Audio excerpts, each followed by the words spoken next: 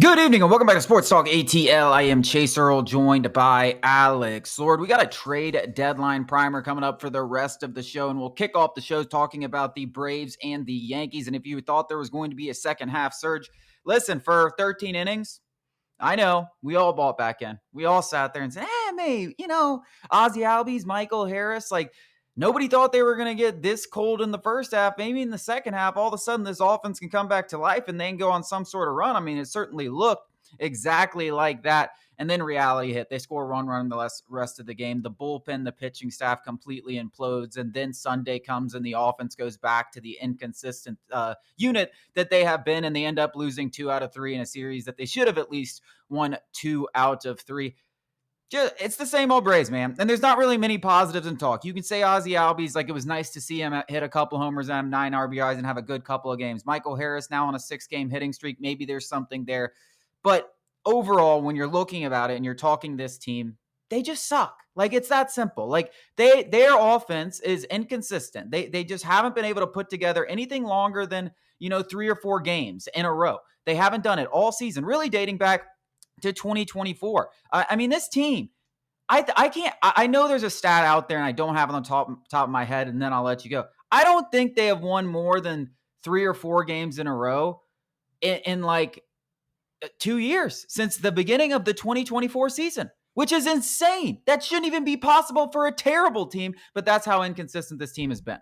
They're consistently inconsistent. They're consistently failing in one facet, and generally it's a critical facet. The bullpen has been pretty good.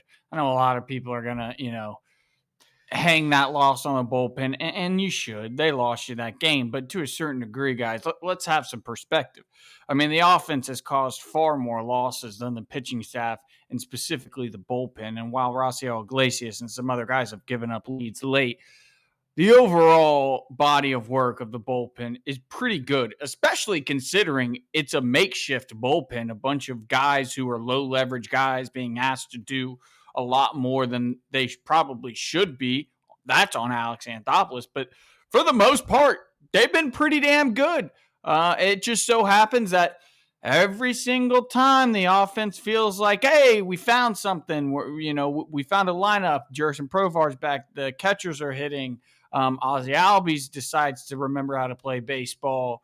Then you get that bullpen collapse. And that's just been the story of these Atlanta Braves is if it's not one thing, it's another. It's like a lemon of a car. You finally, fix one part of the car, another one breaks. And that's just what this Atlanta Braves team is. It's a lemon. It's a dud. And I know I just want to be bought back in because it's fun to be, wishy-washy and be like, there is nothing on. I'm dying. I was dying. We're dying to hang on to anything. And we all are as sports fans as we sit here and wait towards baseball. You know what bothers me the most? Season. Yeah, we're waiting for football season is what the Braves country is basically doing. It's like, when is SEC football start? So we can stop tuning in. Yeah.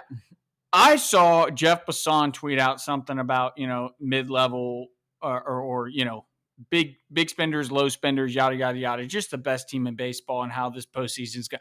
And right then and there, I thought to myself, I was like, yeah, this just sucks. This is awful. I'm watching a nothing burger for no reason other than I'm a sicko.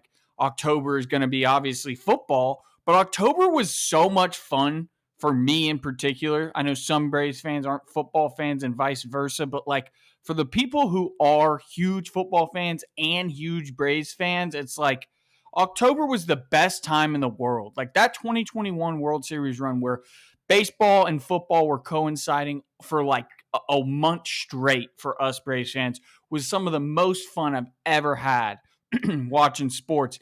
And that moment right there, it made me realize it's seeing the Brewers on their win streak, the Dodgers are, despite getting swept by the Brewers, are still among the best teams in baseball. And he keeps listing them, and it's just that is kind of when it set in, where it's I'm not going to be watching the Braves in October this season for the first time in quite a long time.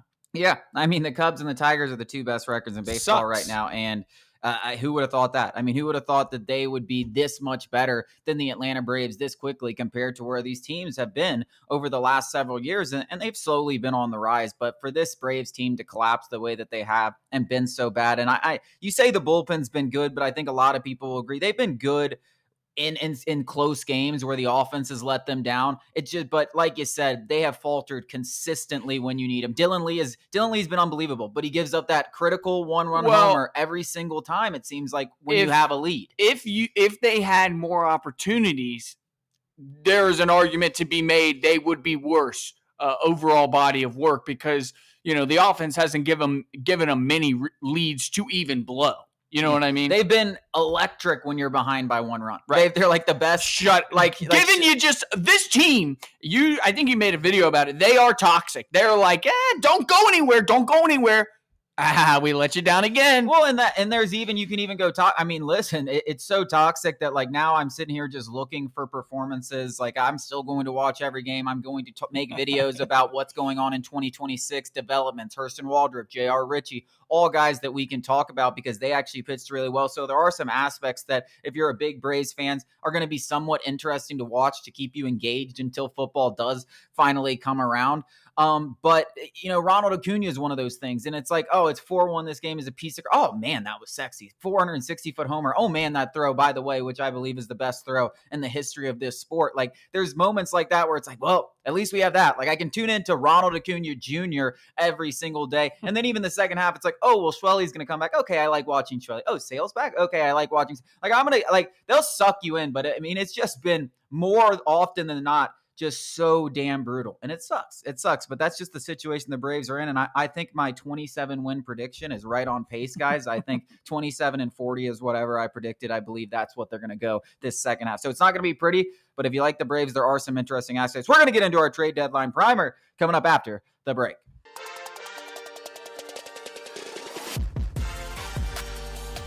The Atlanta Braves are undoubtedly going to be sellers at the trade deadline. As we said, it's all about what they are going to sell, and we are going to break down all of the candidates, what they could get in return, and so on. But I want to start with a recent report from Jim Bowden because he's the one guy that has mentioned something outside. Every MLB insider has said no core pieces, no players with team control beyond this season. And it seems like when everybody's saying the same thing, even if MLB insiders are not always accurate, when they're all saying the same thing, usually you have a pretty good idea that that is the truth. But Jim Bowden did say, he said, recent piece on The Athletic, that the Braves will consider listening to offers on Ozzie Albies. So he's not included in that core piece. And that may be because he's under team control, but not under contract past this season. So let's start there with Ozzie Albies, who just had 2 homers, just had 9 RBIs against the Yankees. Looks like he's potentially turning the corner, has 2 club options at very palatable rate of $7 million over the next 2 seasons with a $4 million buyout. What do you think it would take for the Atlanta Braves to move on from Ozzie Albies? Golly, I don't know. Because the same reason why he becomes valuable to another team is the same reason why the Atlanta Braves might think he could turn it around in 2026. I mean, in a different vein, a team would take a chance on Ozzie Albies. That he is a silver slugger. He is just 29 years or 28 years old. Like there is reason to believe you get a year further away from that wrist injury that power could resurge. And maybe we are seeing it right now. I don't know if you noticed, but they both came against right-handed pitchers, and that's kind of where his bread and butter has been across his career, where he's been much better. He's got like an 880 OPS, career OPS in that sense, and the power has been lacking the entire season. And even before the All-Star break, he was kind of showing some life. Now, maybe not home runs, but he was showing some life in terms of hits and at the plate in general. So if you're the Atlanta Braves, the same reason you might be enticed to trade him or a team would trade for him is the same reason the Braves might think maybe this is him, refinding whatever it might have been, or he's getting further away from that wrist injury, which can certainly impact power. I think that might be a point that hasn't been talked about enough, that, Ronald Acuna's ACL and yada, yada, yada. But sure, a wrist injury can certainly impact a player's power, especially somebody who has dealt with more than one injury, especially to his hands. So I don't know. Ozzie Albies' enigma, where like I don't even consider him and Mike Harris in the same conversation, where Ozzie Albies is much different to talk about because you do want him to work out because $7 million for a guy who, even if he isn't an all-star, if he's just a fringe all-star, that's a bargain. And the rest of the league knows that. So it's a hard proposition if you're Alex Anthopoulos. I guess it's just the offer. I mean, the fact is, $7 million is less than one WAR a season. So, and right now he's at 0.8 WAR. So he's basically been worth his $7 million, and he's had this bad of a season. So he's going to be of surplus value if he has any kind of resurgence next year at all. So to me, it's really all about what you can get for him. And I don't think Ozzie Albies falls in the category where it's just like we're selling this guy off. Like, if you're willing to give us something for him, then we can have that conversation. But I think a lot of people, because of how he's performed, and I understand it has been terrible, are kind of ready to just say, hey, just give him away for nothing. And I don't think you're in that, because he does have two very, very team friendly contract options for the next 2 years, and you can cut bait. Like, if it really is that bad, you can cut bait. Like, the team's in total control of the situation, and that's a very, very valuable aspect of his deal. So to me, it's really all about, will someone come and take a gamble on Ozzie Albies? Will someone come and give you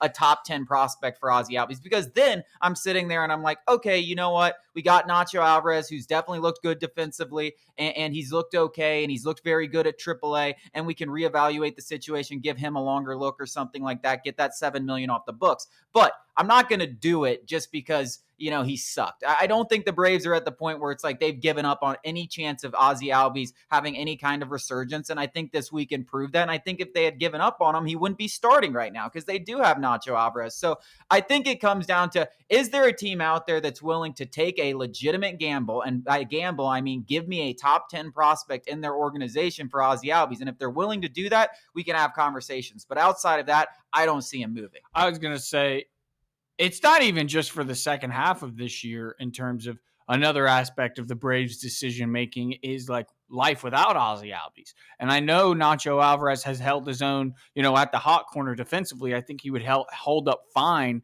defensively at second base. I don't think that's even a question. You've got questions about the stick, and you won't really know unless you give him an extended, trial run. But what if that doesn't work out? What's the plan B, so to speak, for 2026? So you got to look at the landscape of free agency, potentially a trade, or, maybe you do get a guy who's a fringe MLB player, as a backup, whatever it might be. It's not just your thoughts on Ozzie Albies and his future in terms of what he'll provide in 2026, but like, if Nacho Alvarez doesn't work out, that's the obvious, replacement. And we would all love for him to work out because he's cheap.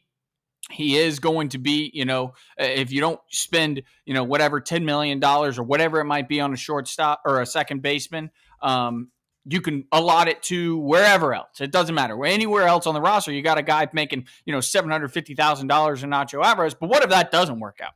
Yeah, no, I agree. And I think you probably want to know those answers. I mean, it would be a bad spot if Ozzie Albies sucks the rest of the year and Nacho Alvarez doesn't get any playing time, and you're going in there with those two guys, right, and you're like, I don't know if either of these guys are going to be any good. Nobody wants to see Austin Riley hurt. Nobody at all. But this season's lost. It doesn't really matter. Austin Riley isn't going to be injured long term. It's completely fine. Silver lining, though, Nacho Alvarez getting a little bit of an extended look here. It could be seen as a silver lining. Going to be back this week, so that's going to be short-lived. It's going to be short-lived, but he'll get some opportunities. I mean, this season is lost, and they've got to see it. We'll see. I think Ozzie Albies, you're only moving him if someone's willing to give you something for him. I don't know if there's going to be anyone out there, but I wouldn't totally count it out. I think there are people that would be willing to take that gamble, especially desperate teams going into the trade deadline. We got some more of our trade deadline primer coming up after the break.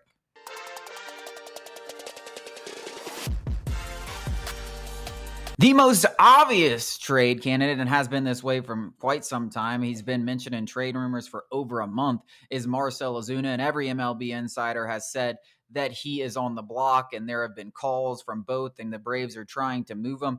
The question that's not so obvious is who the hell is taking Marcell Ozuna? He has now lost his job as the designated hitter, which probably should have happened weeks ago. He's hitting under the Mendoza line dating back to June 2nd with 3 homers. Now, he did have a couple homers before the All-Star break. He was 0 for 5 against the Yankees, and he has a tear in his hip. I just don't know. Not only are the Braves not going to get anything in return for Marcell Ozuna, I don't know how many teams are even trying to trade for Marcell Ozuna at all. And if there is a team, it's probably just 1 or 2. So I don't even know if the Braves. There's now a chance in my mind where Marcell Ozuna is on this roster simply because no one is willing to take him. Not that the Braves rejected an offer, that there was never an offer. Period. And he has a no trade clause because of, I don't know what rule it is, but he has a certain 10 amount and of 5 service time. And so he can just say, even if it is some team, a team he don't want to go to, I'm sure he wants to play for a playoff contender, but maybe this team is just not it. And he doesn't want to play for this team. He can say no. So that's a whole nother wrinkle. And I imagine if the Braves are like, hey, you either go there or you're going to sit on the bench here, I assume he would want to go at least play some baseball. But in that same breath, he might think, I like Atlanta. I like these guys. I'm going to rest up and get my hip ready, and maybe we'll see what the offseason presents. But that's a whole nother story. Who knows what he's even going to want? I mean, let alone what the Braves are willing to accept, probably a bag of baseballs, and what a team is willing to pay, probably a bag of baseballs. But then you've got that third layer of Ozuna himself. I know there were reports that he would likely waive his 10-5 rights, and that definitely is something because there probably are a few cities where he wouldn't want to go. I do think, 1, he wants to play for contender. 2, there's a lot of money out there because, 1, you just said it, he's going to be sitting on the bench more often than not. The Drake Baldwin and Sean Murphy platoon is going to happen for the rest of the second half of the season for multiple reasons. 1, they're better with both of them in the lineup, and 2, they need to see if that's a feasible solution for these 2 catchers going into 2026, or if they have to deal one of them in the offseason. So he's going to be sitting on the bench. And you know what you're not going to do sitting on the bench? Earning paper. And I don't think Marcell Ozuna is trying to retire next year. So he wants to go to a contender and try to have a good second half so he can parlay that into another $10-15 million contract, because that's exactly what's going to happen if he goes to a contender. And even if he doesn't have a great second half, if he just goes out there and balls in the playoffs, he'll go and get 10-15 million, just like we saw Jock Peterson, who got 18 million for basically a couple of home runs in October for the Atlanta Braves and bring in the vibes. And we know Ozuna can bring the vibes, and we know he can hit a home run from time to time in clutch situations. So the money thing, like, it financially, it's a good thing. And then the other aspect, I think the Braves, Marcell Ozuna this contract ended up working out, obviously, or he wouldn't have picked up the option. He's done a lot for this team in terms of helping us win games, but we've done a lot for him. I mean, we could have ended his entire career. Let's be real. Like, everything that happened with the domestic violence and the DUI, we hung on. We stuck with him because he had a positive attitudes and all those things that have been talked about in the past, and we allowed him to completely revive his career when we could have ended it. We could have ended it at any moment. No one would have touched him. He may never, ever have gotten another opportunity at the major league level. So I think there's a mutual respect between Marcell Ozuna that if we go to him and trade him anywhere, he not only financially, but I think there's a mutual respect where he'll waive that and do whatever is best for the organization. So I do think he will waive that, but there's no doubt. I mean, if there's a place that he hates, like he just hates that city. Yeah, I was trying to think of one that's just like doesn't sound great to go to. I mean, you'd be a fool to think that he's just going to accept a trade because it's to a contender. Like, you never know what that city might hold. I do want to say a different aspect of this entire thing is that it took the Braves getting down to a 3% chance of the playoffs before Brian Snitker or Alex Anthopoulos or whatever nerd in the front office decided that it was a good or better idea to start playing Sean Murphy and Drake Baldwin every single day in the lineup. And we've seen this. I don't know the stats. Maybe I'll go look it up. It can't be that hard to figure out. I'm sure toggle through some stuff on Fangraphs, but this offense has got to be at least averaging a run more with Sean Murphy and Drake Baldwin in the lineup together than not. I mean, at least a run. It is so painfully obvious this should have been decided. Like, maybe, just maybe, I get it. Ozuna's a veteran. He's done a lot of good things. You said all that stuff. You maybe try and let him work it out. But I think we let him try and work out a little too far when our 2 catchers were balling out. Like, those are the kinds of decisions. I'm not saying that is going to completely could have turned the season around, but it certainly wouldn't have hurt. It's just mind-boggling that it seems like we talked about, instead of the Braves pushing every right button and pulling every right string in the past, it feels like it's been the complete opposite this year, where we've been a hair too late. We're pushing the wrong button. We're not reviving careers like we used to be able to do. I don't know what it is, but we've lost that, Midas touch. Well, listen, I said it a couple of weeks ago. I've said it on TikTok. Follow us at SportsTalkATL. I've said it on several videos, and I've called out every move the Braves were going to do over the last month weeks early. And that's not a good sign when I'm basically preaching to the Braves and then 2 weeks later it happens, right? Or 3 weeks. Like, how am I 3 weeks ahead of the guys making the decisions? And you're right. They're definitely better, at least a run better, probably a couple of runs better as an offense. And guess what's been the fault? Guess what the reason we're sitting here talking like we're selling and this season's over? Because we've lost one-run game after one-run game. If this decision was made a month ago and you win 5 of those instead of losing them, that's a 10-game swing. And then boom, we're talking about being 3 or 4 games back in the wild card and we're buying instead of selling. So, yes, it should have been made weeks ago. Yes, it was stupid. Yes, Matt Olson batting fourth instead of second when Ronald Acuna was batting first for multiple weeks was stupid. Oh, wait. Well, I was up here saying Ronald Acuna should bat third. And everyone was like, no, he should always bat leadoff. Guess what? A month later, where's he batting, guys? He's batting third. I'm just saying it is stupid. I shouldn't be up here calling the shots for the Atlanta Braves months before they happen, but that's how it's been. And it's just another aspect of this team. It's not the only aspect that has failed, and all of them have failed, but it's just another aspect. We got more in this trade deadline primer coming up after the break.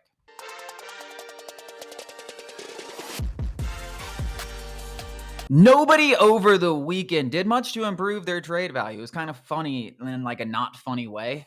Everyone that we need to trade just went out there and sucked against the Yankees. Raisel Iglesias being the one that cost us ultimately the Saturday game, not the only guy that cost us, but when you give up a grand slam with 2 outs in the ninth and basically shoot your chances of winning down the drain after you've been dominant, 15 straight scoreless appearances. So I thought he was our most valuable trade chip, and I think you could still make that argument. I don't think one appearance changes that much, but it definitely doesn't help. It definitely doesn't help. So Raisel Iglesias and Pierce Johnson. Pierce Johnson also gave up a homer in that Saturday game. I think they're the Braves' most movable assets. Like, they will have very wide markets. Everybody will be trying to poach them. Everybody needs relievers.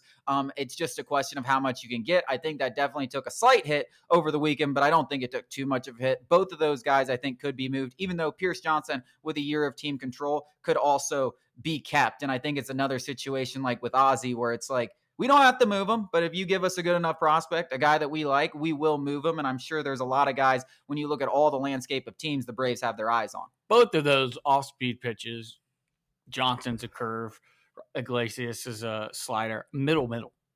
I mean, they were such bad pitches.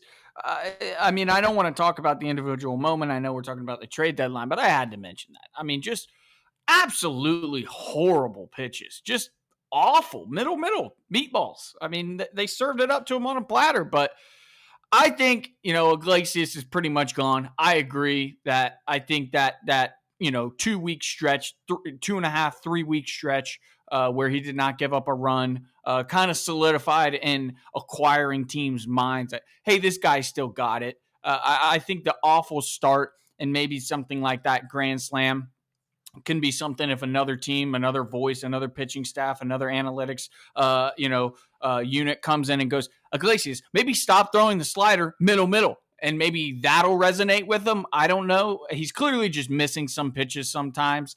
Obviously, that couldn't have been the plan. If it was, we've got bigger problems. So I think he'll still get moved. I've got nightmares about what is going to happen and Iglesias has been bad for the overall season, but again, he's still been good for a recent trade. This bullpen is going to look so bad when we trade Iglesias. Like, who is going to be closing games? We're going to be recycling. Let's just say we keep Pierce Johnson because he does have a team-friendly deal, $7 million.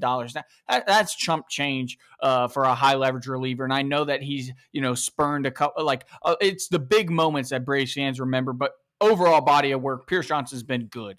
I think, you're cycling through a Dylan Lee, Pierce Johnson, Dosbel Hernandez, it's going to be ugly in the second half if we move Raisel Iglesias.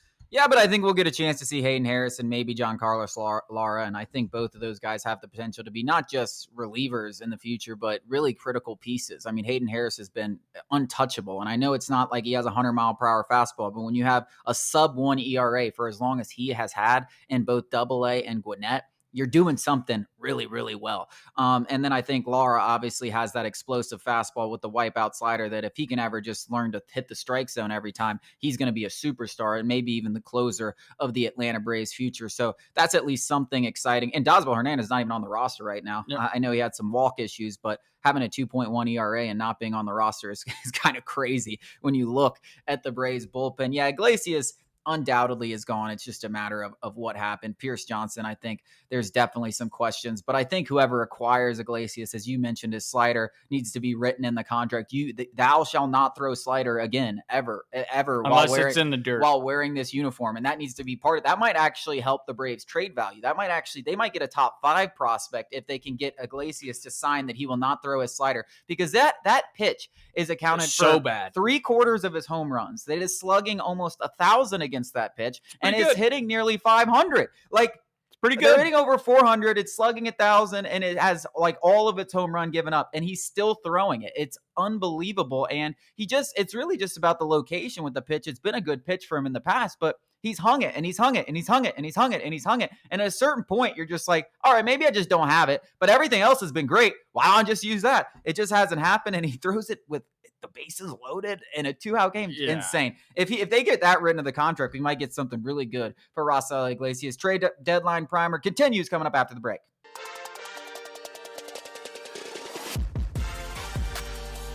And lastly, we have a guy who really hasn't helped himself, not just over the weekend, but over the last month or, last 2 weeks. Aaron Bummer came into July after his first outing in July, had a 2.86 ERA from the left side. I mean, he was a very, very good reliever for the Braves, even if people didn't want to admit it. And he was coming off a season in which he was a very, very good reliever for the Braves. And in a seller's market, they were going to have absolutely no problem moving that contract, which, as I've said on this show, raises to $9.5 million from $3.5 million. And I don't want Aaron Bummer on this team for $9.5 million, especially considering we have so many holes to fill. So let's shed that salary.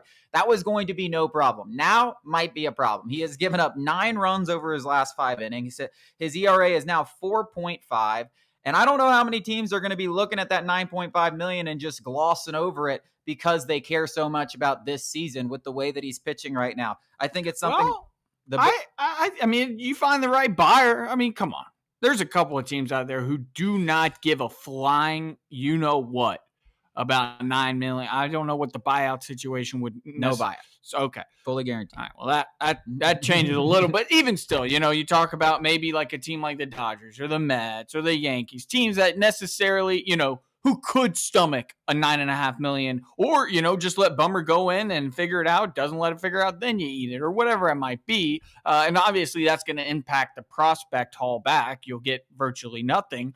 But getting that off the books, if you're the Atlanta Braves, has got to obviously be the priority. There's got to be even the Cubs spend money. I think the situation, or the suitors have dwindled because he sucks. Or he doesn't suck. I do think Aaron Bummer has just had a little bit of a bad stretch. I do think he's better than this. Maybe not as good as he was showing, somewhere in the middle, like we always say. But I think there's a suitor out there who, you just got to find a rich guy. No, I mean, I think he's movable. I'm not going to say he's an albatross. I mean, $9.5 million isn't ridiculous. And like I said, I mean, this is going to be a desperate market. Like, lefty relievers are extremely, extremely valuable. And how many good lefty relievers are on teams that are selling right now? Not many. So Aaron Bummer, when he had that 2.86 ERA, I mean, you could just flash that around the league and say lefty reliever, 2.86 ERA, had a 3.3 ERA last year. Like, boom, we're good. And does a 2-week stretch completely nullify that? Probably not, but it definitely makes it harder, because the $9.5 million thing isn't something GMs are just going to gloss over. Now, teams are desperate. They want to win now. They're going to look at it and say, hey, he's going to cost us $1 million the rest of the year, and he could be a solid middle reliever from the left side. who cares what happens? We'll figure it out in the offseason. That's what I'm saying. I think that it's still possible. It's still possible. He's just not doing any favors. I'll tell you that. No, it's not helping. I mean, when you have a 15 ERA over 4 of your last 4 appearances, now he was also asked to do something he wasn't supposed to be doing. Like, he was starting multiple games for the Atlanta Braves over this stretch, and how much that throws you out of rhythm. Probably a decent amount, which is why didn't we go out there and get a pitcher that wasn't a reliever, especially if we're trying to trade Aaron Bummer? Oh, let's throw him in this role. Just, I don't know if their thought was maybe this could improve his trade value, but it definitely didn't, if that's what they were thinking. And well, it actually took a huge to hit. A certain extent, it's almost like a win. It can't really hurt, because you can kind of be like, all right, all of those runs, only some of them were from a relief position, but starting, you could go to a team and be like, yeah, he was starting because we have no starters. He's not going to be a starter for you. So let's take those runs out of his ERA, and it's much lower. So, in to defend the Braves a little bit, who have had complete head-scratching moves over the last 18 months, that one I can kind of squint and see. It's like, well, yeah. I mean, if it worked out, you'd be like, hey, he could even be a long relief. He could even spot start you if you need to. And if he doesn't, he blows up like he did, you can go, come on, guys, we suck. He's not a starter. Here's what the Braves should do to anyone that's inquiring about Aaron Bummer. They should send him clips from games 1 and 2 of the wild card series last year, where he went out there after our starters imploded, AJ Smith-Shawver and Max Fried, and pitched 2 to 3 innings of shutout baseball. Just go send him that clip. Be like, hey, this is what he did on the road against San Diego, a really good offense in the playoffs. Boom.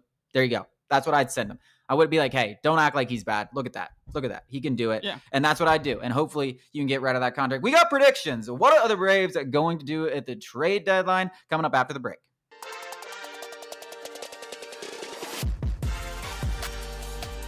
The Braves are going to sell at the trade deadline, and we are going to predict what's going to happen. Yeah, I'm sure. Are you sure? I am 100% positive there is nothing about this team that should be buying or is going to be good enough over the next 10 days that's going to convince them that they should buy. I will guarantee that they will sell. It's a matter of what they will sell. So, Alex, I want to ask you first, all of the MLB writers seem to be in agreement that no player is under team control.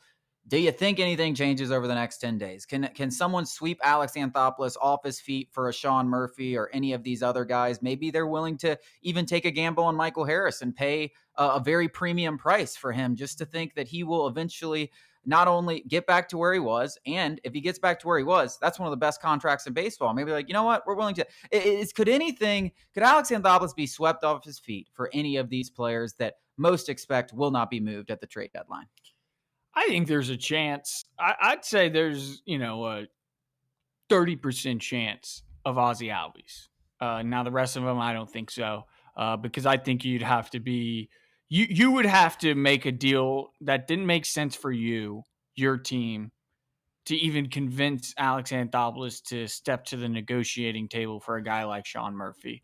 And Mike Harris just doesn't make sense at all, because his value's never been lower, so it doesn't make sense for the Braves. And that kind of gamble from another team is just like mind-boggling. That would be, I mean, some fan base would be like, what in the hell are we doing? I don't know. They would a sub 600 OPS. They would convince themselves pretty quick that, like, oh, it was just a change of scenery. You know how fans the old change of scenery card. Yep. Especially that's baseball. Yep. That's the trump card. The old reliable. That's the trump card in every fan base turning. Oh, you know what? This is a great move. He's coming back. Dude, the parks. He's gonna do well on this park. It's a hitter-friendly park, yada, yada, yada. I'll say this. I've said this, and I don't care what any MLB insiders say. I don't care, because they're wrong all the time, and the Braves don't really leak much, and I know things will get leaked from the other side, and that's probably where all of this is coming from, and it's very, very possible that those are the way the conversations are going right now, but we're also 2 weeks away, now 10 days, but most of these reports are a few days old.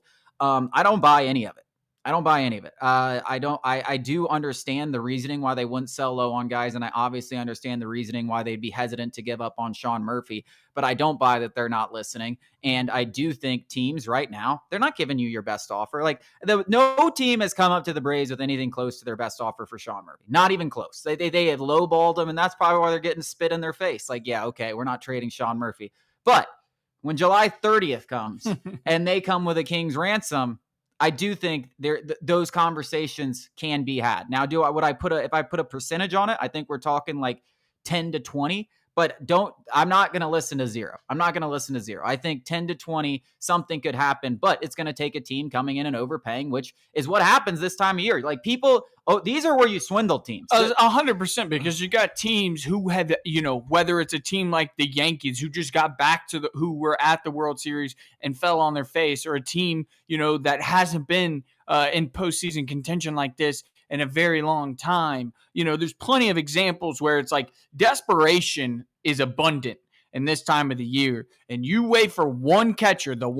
I don't even know who it is. I'm sure the catching market is not exactly robust. No, there's no one with there's options. Nobody. So there's not even a starting caliber catcher that's going to be available. There you go. And so you have a top 5 one that you could wait. I think you're 100% right on that. And when you get closer to the deadline, those teams are going to start going a little bit outside their comfort zone. Alex Anthopoulos can take A and B, and you go, okay, tell me what you want. They don't want to trade Sean Murphy. That is the thing. Is like we're in a position of leverage where it's like we don't want to. In fact, we don't. Not only do we not have to, we do not want to. Yeah. I mean, the asking price is going to be astronomical. Should. It's going to take a team hitting that asking price, and if some team does, I think there is a point. Everybody has a price, and that's just the simple. And if you don't have a price, you're not doing your job correctly as a general manager. Right? Will anyone meet that price? I don't think so. But crazy things happen in this league. I mean, crazy things happen in all. We just had Luka Doncic traded to the Lakers. Yeah. Like, crazy things happen in every single league, and teams get swindled every single trade deadline.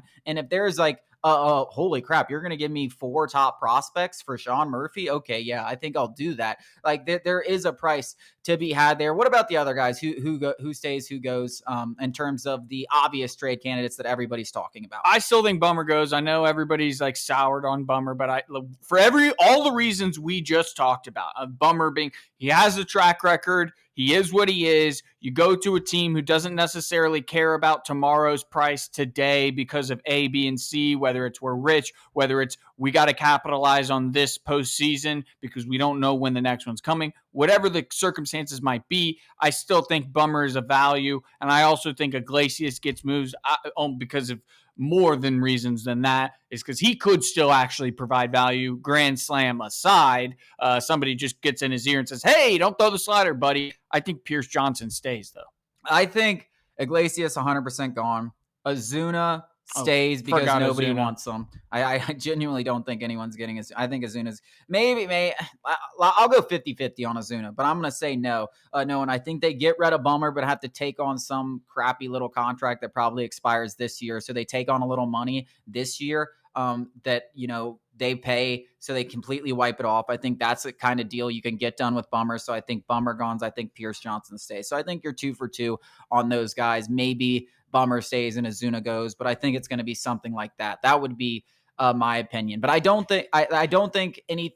I don't imagine. I think it's going to be kind of quiet. I mean, we just saw just recently that Sandy Leon is coming up to Atlanta, so now you've got 3 catchers. I mean, if we're reading the tea leaves, Ozuna is as good as gone in the Braves' mind. Now, as you mentioned, takes 2 to tango.